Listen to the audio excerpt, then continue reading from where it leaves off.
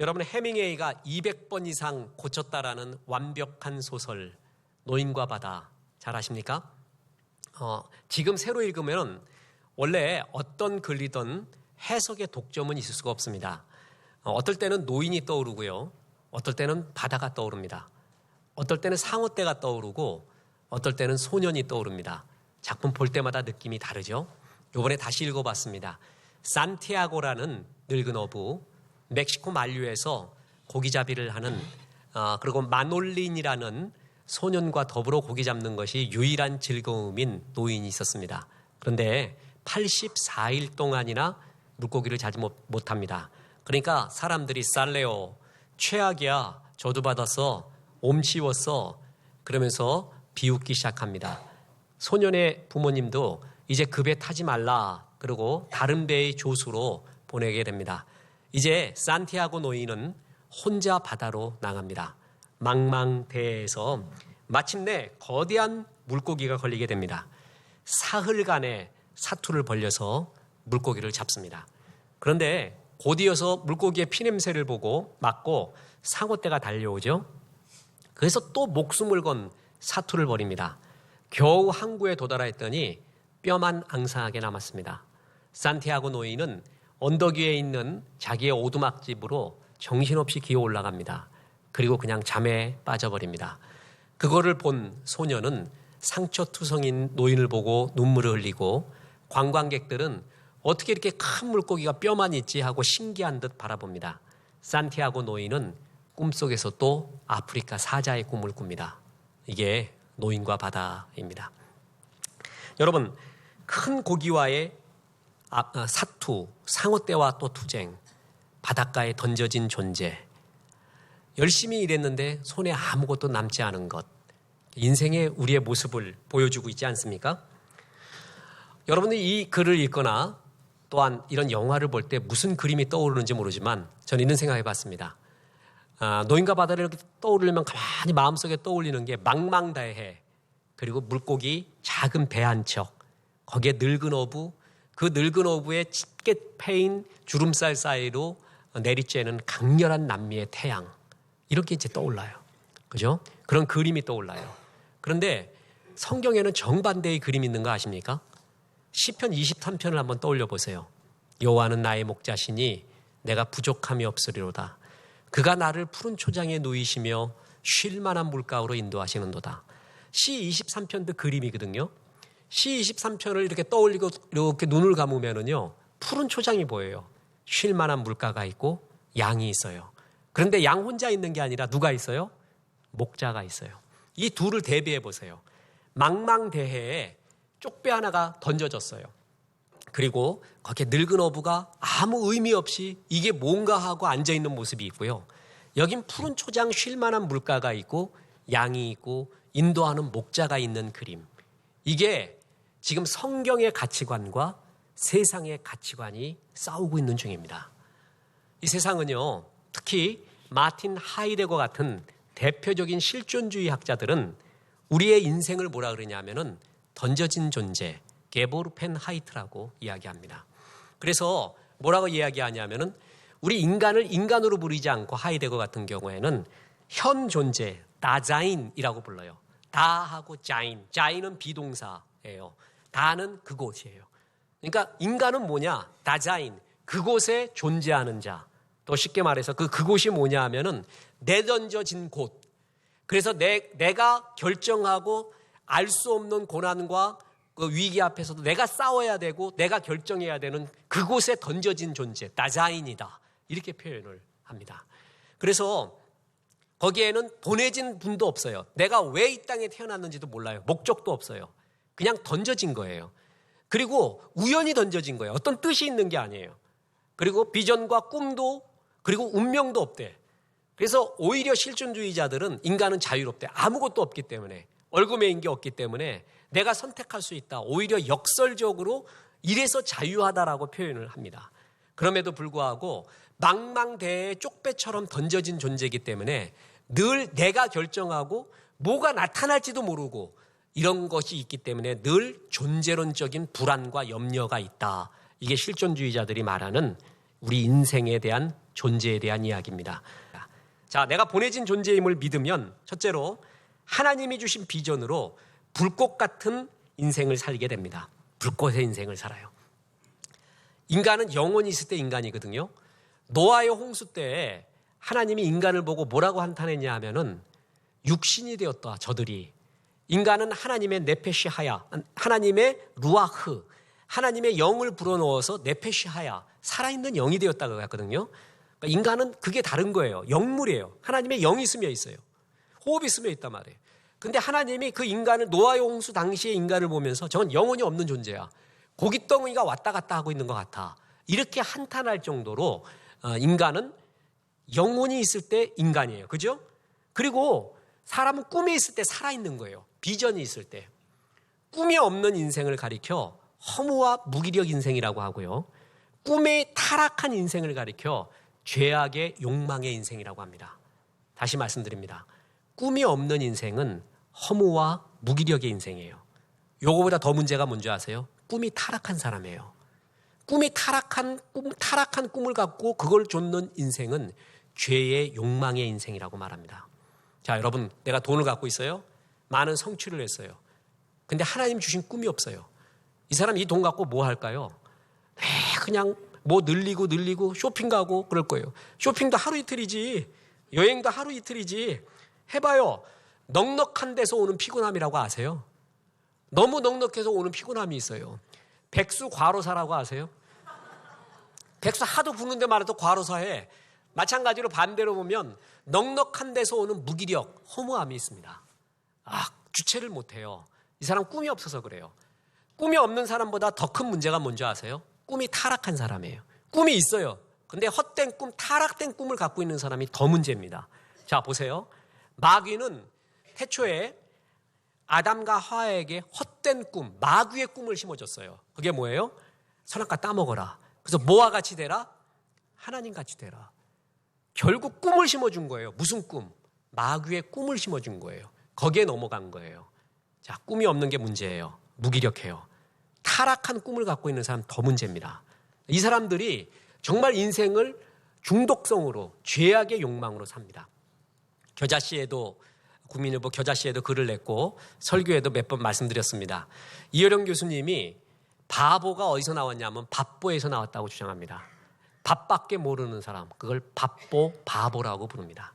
성경에 보면은 저 인생 바보로 되게 해주십시오 라는 저주가 있습니다.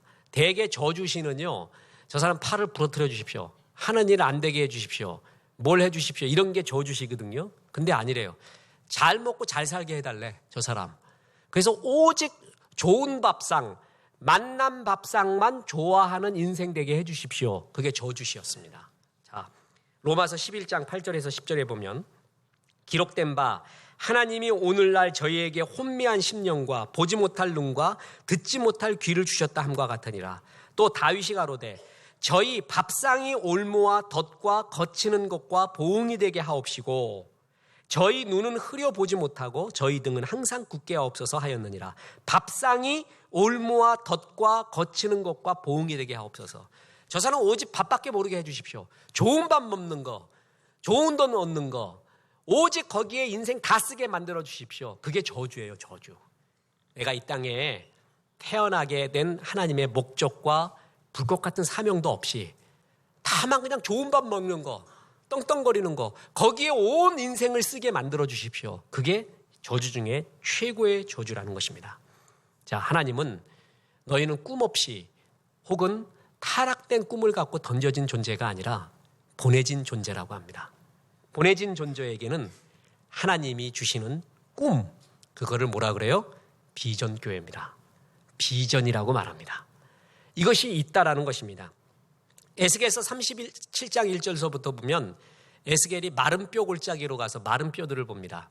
목사들도요, 교회 오는 사람들을 보면 마른 뼈 같은 사람 되게 많습니다.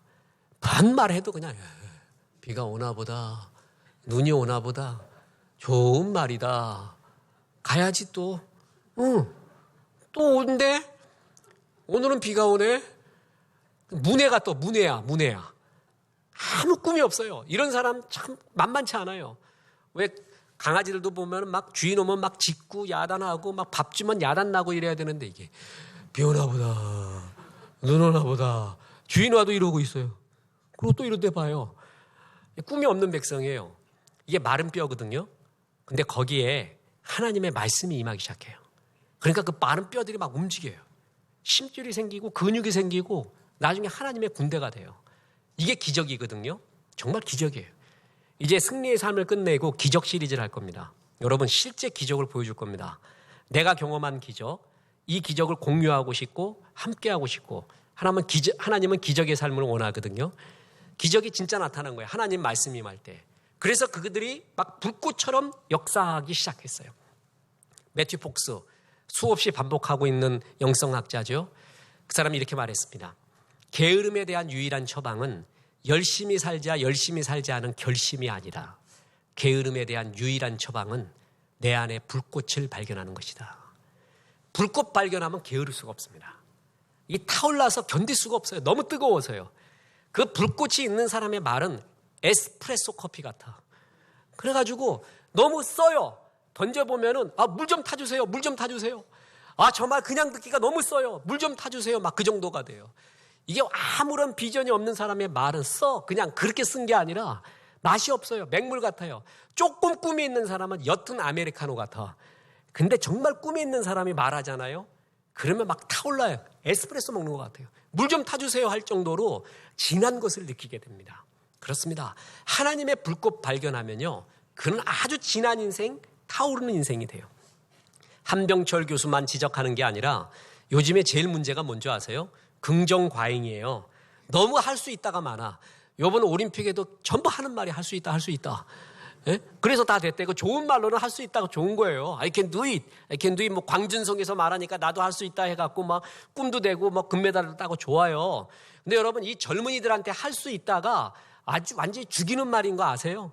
지금 시대는 민주주의야. 뭐든지 할 수 있어. 거지도 대통령 될 수 있어. 이게 사람 죽이는 말이에요. 그러면 너는 뭐 하고 있느냐 하고 똑같은 말이거든요, 그게. 그런데 너는 왜 실업자로 있느냐? 너는 왜 장가도 못 가고 있느냐? 너는 왜 그러고 있느냐? 그 말하고 똑같은 말이에요. 이 시대를 죽이는 거는 긍정과잉이라고 말했어요. 긍정과잉. 뭐든지 할 수 있다는 거. 그게 얼마나 괴로운 말인 줄 아세요? 자, 바다에 던져졌어요. 물고기 뭐든지 잡을 수 있어. 이게 나를 죽이는 거예요. 근데 하나님의 비전은요. 이 가운데서 네가 해야 될 일을 가르쳐줘요. 네가 집중해야 될 일. 어느 시인이 말합니다. 자기는 큰 그림이 있는 집을 좋아한대요. 벽이 있는 집. 그거 참 좋아한대요. 저도 처음 이렇게 목회할 때 7평인가 9평 산 거 아시죠? 들어가 보면 부엌이고 집이고 거실이고 그거예요. 그때 뭐 샤워도 제대로 못하고 바깥의 소리와 아래 소리가 너무 똑같아. 그냥 그대로 들어왔어요. 근데 그때 조금 추상적이었나 봐요. 좀 넓은 벽이 있으면 좋겠다. 그림 하나 좀 걸어놓게. 그런 생각이 어떤 시인을 통해서 생각이 든 거예요. 큰 그림을 하면은요, 사람들이 이렇게 모여든대요. 그림을. 그리고 감상하면서 얘기를 한대. 근데 어떤 사람은 그림을 금고 속에 놔둔대. 자기만 보려고. 세상에 제일 나쁜 사람은 나뿐인 사람인 거 알죠? 나쁜 사람이에요. 나뿐인 사람이. 큰 그림을 그려놓으래. 그러면 여러 사람이 와서 봐서 이야기를 한대요. 큰 그림 속에 사는 사람이 멋져요. 이런 사람은 비전을 공유하고요. 오픈하면서 하나님 앞에 아름답게 삽니다. 자, 작은 그림으로 보잖아요. 그건 하나님을 생각하지 않고 그림을 작게 보면은 요셉의 일생은 저주였습니다. 생각해 보세요. 엄마가 일찍 죽었어요. 그리고 아버지라는 사람이 이복 형제 있는데 10명 있는데 그 이복 형제 앞에 편애해. 죽으라는 얘기야 지금. 그건 죽으라는 얘기거든요. 그래서 그거 진짜 죽게 됐어요. 광야의 구덩이에 던져져요. 그리고 노예로 팔려가요. 거기서도 열심히 살아보려고 해서 바둥거렸어. 근데 어느 그냥 육감적인 여자, 그때 보디바리 안에 그 발음도 이상하잖아요. 그런 여자가 유혹을 했는데 그것도 이겼어요. 근데 어떻게 됐어요? 감옥에 가게 됐어요. 감옥에 가서 조금 희망이 있나 해서 바로의 떡 맡은 관은 술 맡은 관은 비서실장에 속하는 거예요. 꿈 얘기했더니 내가 널 기억하마 그러고 지들 나가서 기억도 안 해요. 여러분 작은 그림으로 보잖아요. 첫째, 나를 이렇게 만든 형제들을 내 이복 형제 찢어 죽이겠다. 그리고 내 인생 저주예요. 이렇게 저주받은 인생이 있어? 그거예요. 그죠? 그거예요. 그 다른 해석이 나올 수 없어요. 근데 완전히 믿음의 눈으로 보면 완전히 다른 그림이 나옵니다. 하나님은 아브라함한테 뭐냐면 하늘의 별과 같이 바다의 모래와 같이 많은 민족을 너희 집안에서 이루겠다. 그래서 하나님 경외하는 백성으로 삼겠다고 했어요. 그런데 그 야곱의 족속이 아무리 애를 낳아도 한 번에 100명, 1000명이 낳을 수는 없는 거잖아요. 그 애 낳는 공장도 아니라. 그렇게 낳을 수가 없거든요. 그래서 어떻게 되냐면 하나님이 계획을 짠 거예요. 그때 당시 최강의 나라인 애굽이라는 나라에 야곱의 가족을 다 데리고 가자. 그래서 그 애굽의 어떤 땅 하나를 차지해서 거기서 먹고 마시면서 그냥 애를 무지하게 낳아가지고 큰 민족으로 만들자라는 하나님의 큰 그림이 있었습니다. 애굽의 고센 지방이에요. 그래서 그걸 위해서 제일 먼저 보낸 게 누구예요? 요셉이에요, 요셉. 그래서 요셉을 먼저 보낸 거예요. 그랬더니 요셉이 보세요. 팔려갔죠. 어디로 팔려가요? 시위대장의 집에 노예로 팔려가요. 자, 그 다음에 감옥으로 가죠. 감옥에서 누굴 만나요? 바로의 최측근들을 만나게 되죠. 그 다음에 그 바로를 만나게 되잖아요. 하나님의 그림으로 보면 완전히 다른 해석이 나오죠. 요셉이 만약에 이런 그림을 인식하지 못하고 작은 그림 속에서만 살았다고 치면요, 내 운명 그리고 나를 해코지한 놈 이것 속에서만 살았다면 그는 자살을 해야 돼요. 차라리 그게 나아요. 그런데 하나님의 큰 그림, 아직은 확실히 보이지 않지만 큰 섭리가 있다, 큰 그림이 있다는 걸 받아들입니다. 그래서 그는 살아갈 수가 있었고 언제 어느 자세에서도 신실할 수가 있었던 거예요. 저는 성경 보면서 요셉의 생애에서 정말 이상한 구절 하나를 보았습니다. 창세기 39장 2절 3절에 보면 이렇게 나옵니다. 여호와께서 요셉과 함께 하심으로 그가 형통한 자가 되어 그의 주인 애굽 사람의 집에 있으니 그의 주인이 여호와께서 그와 함께 하심을 보며 또 여호와께서 그의 범사에 형통하게 하심을 보았더라. 형통이 2번 나오죠. 잘 들어보세요. 여러분, 노예가 뭐 형통해봤자 뭐야? 노예가 형통해봤자 뭐예요? 자, 작은 그림으로 보면은요, 인간적으로 보면 요셉이 형통하려면은 노예에서 벗어나야 돼요. 그죠? 그리고 어디로 가야 돼요? 고향으로 가야 돼요. 아버지 품으로 가야 돼요. 거기다가 또 뭐예요? 나를 해코지한 형제들에게 복수해야 돼요. 그게 형통한 거예요. 근데 하나님은 노예로 그대로 놔뒀는데 그 노예의 삶을 보고 뭐라고 얘기했냐면 형통했다고 말해요. 이거를 보면은 성경에서 말하는 형통의 개념이 우리가 생각하는 형통의 개념과 다르다는 걸 알 수가 있어요. 무슨 얘기인 줄 아세요? 지금 요셉, 이스라엘을 향한 하나님의 큰 그림이 있었다고 했죠. 지금 그 그림이 어김없이 진행되고 있어요. 그죠? 진행되고 있는 중에 요셉은 점차로 바로왕 앞에 가까이 가고 있는 중이에요. 하나님의 그림으로 보면 그거를 보고 성경은 뭐라 그러냐면 형통하다고 말해요. 형통은 하나님의 그림, 하나님의 꿈이 그에게서 아직 없어지지 아니하고 그 꿈이 지금도 이루어지고 가고 있다. 그런 과정에 있다. 그거를 가리켜 뭐라 그래요? 형통이라고 말하는 거예요. 작은 그림으로 보면 이게 안 보입니다. 큰 그림으로 보면은 주님이 이런 방법을 통해서 나를 점차 만들어가고 있구나. 정확히는 모르지만 이런 큰 비전이 있구나라고 요셉이 크게 믿은 것입니다. 그래서 형들한테 복수하지 않습니다. 작은 그림을 보면은요, 나를 해코지한 놈, 내 운명, 이렇게 반경 1km만 그려갖고 나와 내가 당한 것만 생각해요. 근데 큰 그림을 갖고 있으면은 그걸 넘어선 하나님의 섭리를 봐요.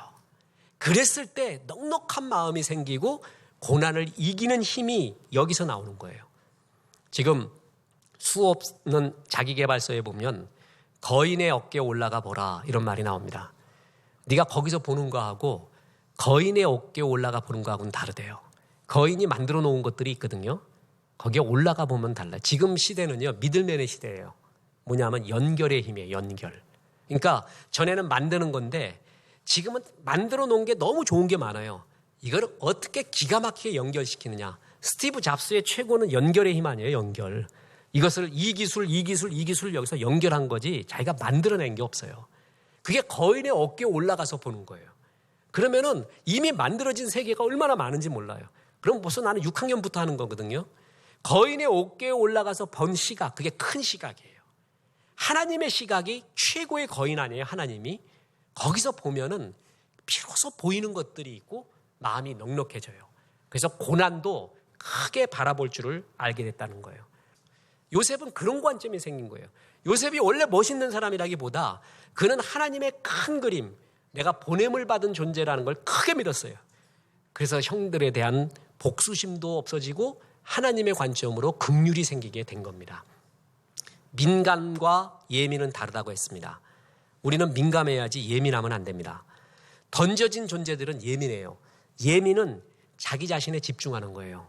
누가 나한테 무슨 소리 하는가, 어느 놈이 나한테 해코지하는가, 거기에 집중하는 걸 예민이라고 그래요. 민감은 남의 필요에, 이웃의 필요에 집중해 주는 거예요. 예수님은 예민하지 않았습니다.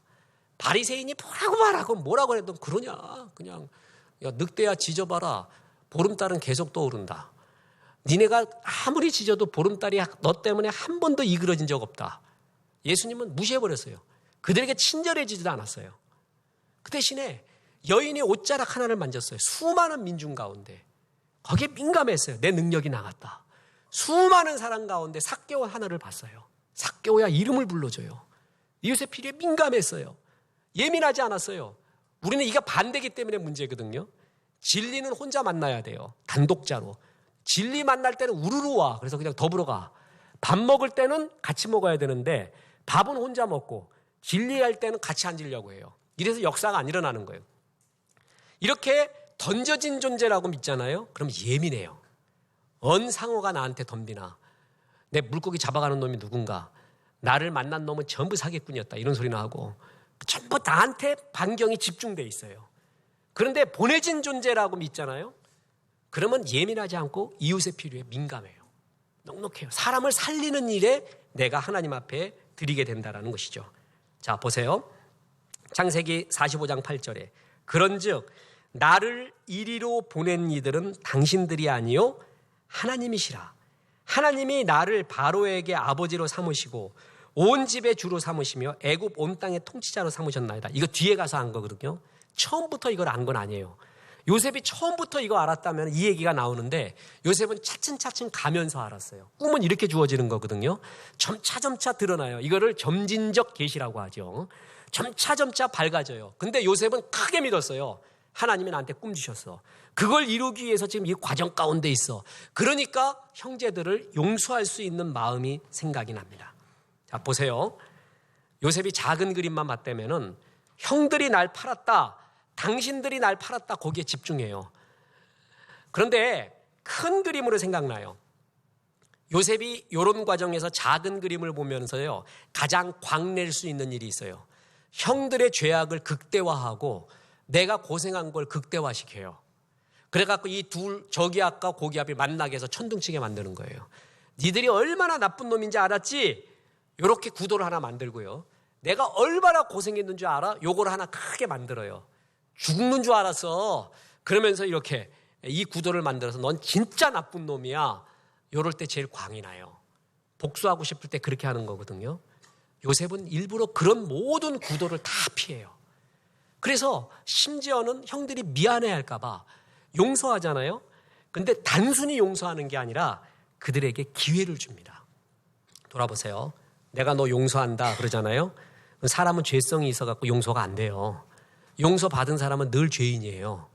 근데 네 죄를 극복할 어떤 기회를 줘요. 일부러. 그게 요셉이 뭐냐면 그 유명한 은잔의 테스트를 합니다. 베냐민 데리고 와라. 은잔 집어넣잖아요. 너 도둑놈이었지? 그러니까 진짜 도둑놈 아니잖아요. 요셉이 집어넣은 거잖아요. 그러니까 아니라고 말하다가 유다가 등장합니다. 그래서 유다가 이렇게 말합니다. 창세기 44장 33절에 이제 주의 종으로 그 아이를 대신하여 머물러 있어 내 주의 종이 되게 하시고 그 아이는 그의 형제들과 함께 올려보내소서. 이 얘기가 뭐냐면 베냐민 은잔 나왔어요. 우리 진짜 안 했거든요. 이제 그런 논의도 하지 맙시다. 그래, 나왔다고 합시다. 대신에 한 가지 부탁이 있는데 베냐민 죽으면은 여기 있으면 우리 아버지 야곱은 죽습니다. 그 옛날 베냐민의 친형제 요셉이라고 있었는데 그게 가로친 거예요. 그거 우리가 팔았어. 그래서 아버지는 베냐민 하나밖에 없는데 베냐민마저 이렇게 되면 우리 아버지 죽습니다. 우리가 그때 죄값 받는 것 같습니다. 지금. 그러니 한 가지 부탁인데 은잔 받아들이겠소. 나를 잡아두십시오. 그리고 베냐민은 보내주십시오. 유다가 그 말합니다. 이때 죄의 회개의 열매가 맺힌 거예요. 그래서 그가 다시 한번 할 말이 있게끔 만들어준 거예요. 다시 말합니다. 요셉은 자기가 고생한 거, 너희들이 죄악을 범한 거, 이거를 극대화시켜서 자기의 지금의 상을 광나게 만들지 않았습니다. 그런 구도로 만들지를 않고 그에게 살 길을 줘요. 이게 진짜 하나님의 마음이거든요. 그런데 왜 이런 마음이 들었느냐? 내가 하나님께 보냄을 받았다는 거예요. 당신들이 날 팔았다라는 구도로 생각하지 않고 하나님이 나를 이곳에 보내지 않았습니까? 그 섭리 가운데 봤기 때문에 이런 용서가 마음속에 떠오르게 된 겁니다. 하나님의 큰 그림 섭리를 갖고 있잖아요. 그럼 자기 연민에 빠지지 않아요. 고난당할 때. 열등감에 비하하지도 않습니다. 이웃에 대한 복수심으로 일생을 불태우지도 않습니다. 이렇게 하나님의 큰 그림 속에서 용서가 나옵니다. 어떤 사람 만나면 내 인생이 아름다워졌어, 저 사람 때문에 하는 사람이 있고, 어떤 사람 만나면 저런만 만나면 내가 죄인인 걸 확실히 알겠어. 아주 죽이는 사람이 있어요. 요셉은 살려줘요. 이 살려주는 힘은 어디서 나오는 줄 아세요? 내가 보냄을 받은 존재다, 하나님의 섭리다라는 걸 크게 믿을 때 사람들을 자꾸 살려주게 됩니다.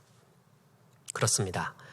우리는 해밍웨이의 노인과 바다같이 망망대해에 아무런 목적 없이 의미 없이 던져진 존재. 그래서 가끔 큰 물고기도 오고 상어떼도 오고, 그런데 또 그냥 바다로 나가는, 반복하는 그런 존재가 아닙니다. 우리는 보내신 분이 있습니다. 그게 하나님입니다. 보내신 분의 목적이 있습니다. 그걸 가리켜 비전, 꿈이라고 합니다.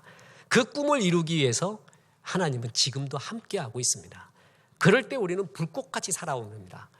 열등감도 빠지지 않고 자기 치료가 되고 이웃도 치료를 해주는 승리의 삶을 살게 된다는 것입니다. 이제 끝으로 말씀드립니다. 그러면 내가 보내진 존재, 비전을 발견하기 위해서 어떻게 해야 되는가? 예배를 통해서 꿈을 받으십시오. 자, 요셉은 꿈으로부터 시작됐거든요. 형들이 비꼬는 말로 이렇게 말합니다. 저기 꿈꾸는 자가 오는도다. 꿈쟁이가 온다. 그 얼마나 멋있는 말이에요. 꿈 때문에 그는 살았어요. 그는 꿈을 꿉니다. 해와 달 11별이 꿈꾸는 것, 곡식단이 자기에게 이렇게 절하는 꿈. 여러분, 꿈은요, 그때 당시의 꿈은 하나님의 말씀인 성경이 완성되지 않았기 때문에 꿈이 하나님의 계시의 수단이었습니다. 보여주는 겁니다. 저도 가끔 성도들의 꿈에 보입니다. 그럼 그냥 딴 생각 안 하고 기도하라고 하는구나 이렇게 여겨요. 그냥 하나님이 기도하라고 하는구나. 지금은 완벽한 하나님의 뜻을 나타나는 계시의 수단인 말씀, 성경이 있습니다. 그렇기 때문에 뭐냐면 그가 꿈을 꿨다. 꿈은 내가 꾸고 싶어서 꾸는 게 아니거든요. 꿈은 습격받은 거예요. 꿈을 꾼 거예요, 하나님이. 꿈을 꿨다라는 건 뭐냐면 하나님의 계시를 받았다는 거예요. 그게 뭐예요? 말씀을 받았다라는 것입니다. 하나님은 예수 믿는 자들에게 공통적으로 주시는 약속이 있는데 그게 뭐냐면 엘피다 조사, 산소망, 예수님 때문에 생기는 산소망을 반드시 넣어줍니다. 저는 이것이 제 일생을 변화시킨 중요한 구절 중에 하나입니다. 너희로 소원을 두고 행하시는 하나님. 그냥 너희를 이끄는 게 아니라 예배를 통해 하나님 말씀을 줘요.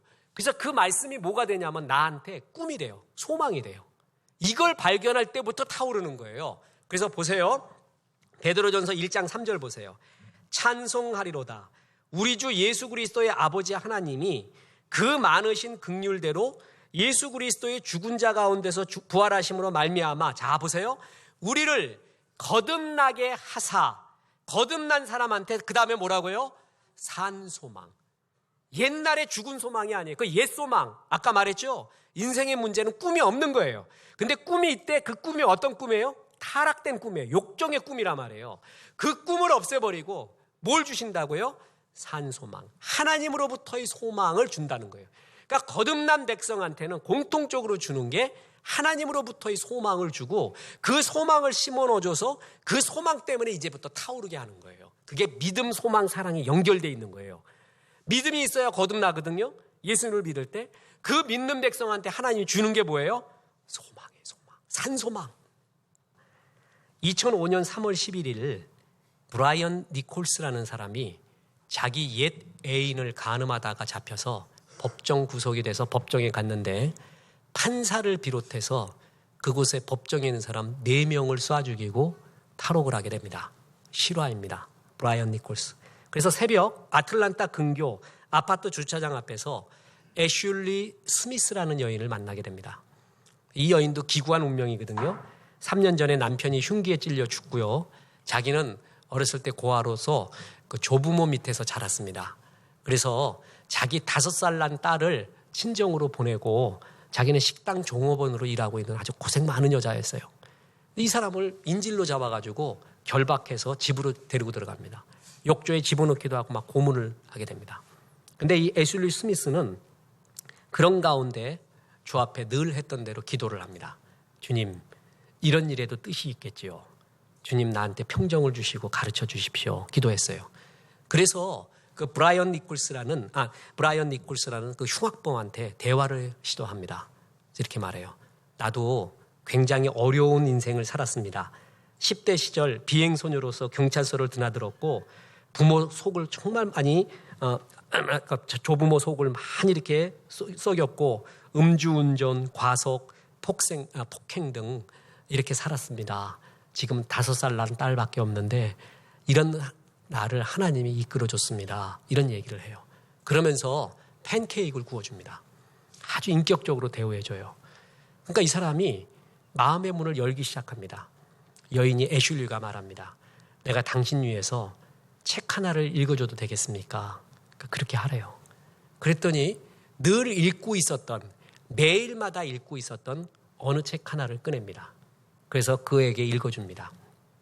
당신은 하나님의 목적이 있어서 태어난 존재입니다. 부터 시작해서 읽으면서 당신 이렇게 나를 만난 것도 하나님의 섭리이고 교도소로 가게 돼도 그곳에서 전도하고 그들을 사랑하고 하나님의 목적을 이루십시오. 당신은 하나님 비전과 사랑이 있어서 태어난 존재입니다. 이 얘기를 합니다. 그랬더니 이 사람이 받아들여요. 그래서 7시간 뒤에 투항을 하게 됩니다. 그래서 이 애슐리는 그 후에 아주 유명해집니다. 그래갖고 막 인터뷰 요청도 오고 어떻게 그런 지혜가 나오고 뭐 했느냐 야단 났어요. 나는 하나님이 성경 읽게 하고 경건의 시간에 늘 책을 읽었습니다. 라고 말했어요. 그 책이 뭐냐면 릭 워런 목사님의 목적이 이끄는 삶이었습니다. 그 책을 늘 읽고 있었어요. 그래서 그 목적이 이끄는 삶이 미국 내에 더 많이 인기가 되고 야단이 날 지경이었습니다. 그래서 릭 워런 목사님이 오바마 대통령 1기 대통령 취임식 때 축도를 하게 됩니다. 그래서 막 저런 보수주의자를 왜 끌고 왔느냐 야단 나잖아요. 미국이 그때만 해도 축복받는 거예요. 2기 대통령 그 오바마 대통령 축도를 누가 했는지 아세요? 그 리옹이라는 그 동성애 아주 극렬하게 찬성하는 신부가 합니다. 그리고 축도도 동성애자가 해요. 이건 아닙니다. 릭 워런 목사님이 예수의 이름으로 축복하고 조국을 축복하고 이런 거를 하면서 목적이 이끄는 삶을 써내지 않았습니까? 그게 역사를 이룬 거예요. 자, 이 여인도요, 애슐리도 아무 목적이 없었어요. 자기를 문명으로만 비추어 보니까 비참한 여인이에요. 살 가치도 없었어요. 근데 어느 날 하나님이 나를 향한 하나님의 비전과 목적이 있다는 걸 알고부터 타오르기 시작하는 거예요. 그래서 늘 그 책도 읽고 성경 읽고 있다가 그런 흉악범을 만나도 그를 변화시키는 주의 사랑과 은혜가 거기서 나온 거예요. 이게 얼마나 유명한 사건인지 모릅니다. 그럼 말합니다. 릭 워런 목사님이 어떻게 해서 이 책을 만들어내는지 아세요? 그가 어느 날 성경을 읽다가 영감이 떠오르는 구절이 하나가 있었습니다. 이것 때문에 이 책을 만들었다는 거예요. 그게 뭐냐면 사도행전 13장 36절입니다. 거기에 이런 구절이 나옵니다. 다윗은 당시에 하나님의 뜻을 따라 섬기다가 잠들어 그 조상들과 함께 묻혀 썩힘을 당하였으되, 이 구절을 NIV 영어 성경으로 하면 이렇게 나옵니다. For when David had served God's purpose in his own generation, God's purpose, have served God's purpose. 더 쉽게 이야기할까요? 다윗은 우리나라 성경에는 하나님의 뜻을 따라 섬기다가로 돼 있지만 영어 성경에는 하나님의 목적을 섬기다가, 하나님이 내게 주신 비전, 목적, God's purpose를 have served, 섬기다가 죽었다. 그의 인생이 승리의 인생이 된 게 뭐냐면 하나님의 목적을 이루며 끝까지 살았다는 거야. 그래서 승리했다는 거예요. 여기서 릭 워런 목사님이 영감을 얻습니다. 그래서 뭐냐면 하나님은 예수 믿는 자에게 다 산 소망, 산 비전, 산 목적을 주는구나. 이거를 전 세계에 알리자 해서 만든 게 The Purpose Driven Life, 목적이 이끄는 삶이 됩니다. 그렇습니다. 예수 믿는 자는 던져진 존재가 아닙니다. 이 땅에 나를 보내신 하나님이 있습니다. 하나님의 비전이 있고요. 그 하나님이 함께하고 있습니다. 그래서 내 사명에 집중하는 불꽃 같은 삶을 살 수가 있고 열등감에 빠지지 않고 내 스스로가 치유가 됩니다. 또 이웃을 이해하는 치유하고 용서할 수 있는 힘이 하나님이 보내진 존재라는 그런 확신 속에서 나오게 됩니다. 이걸 받기 위해서 뭐라고요? 예배에서 하나님의 말씀의 씨를 받으십시오. 나에게 주시는 말씀을 받아요. 그리고 계속되는 예배를 통해서 그 말씀을 키워가세요. 그리고 점진적으로 하나님이 보여줄 거예요. 그래서 마침내 그 목적으로 계속 이루며 사십시오. 그랬을 때 다윗처럼 요새처럼 하나님의 목적을 섬기다가 목적을 따라 살아서 그는 안개 같은 바람 같은 인생이 아니라 하나님의 생명과 영생의 삶을 살게 됩니다. 이런 인생 살기를 주 예수의 이름으로 축원합니다.